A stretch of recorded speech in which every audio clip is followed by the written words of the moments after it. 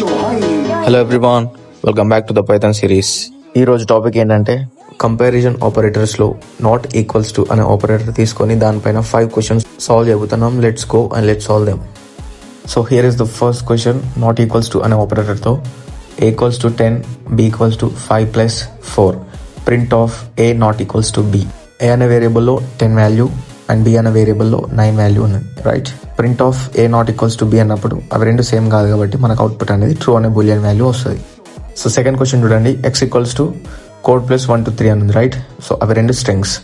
Print of x not equals to code 1 to 4 అని ఉంది, right? x లో ఉన్న value and code 1 to 4 value are not same, right?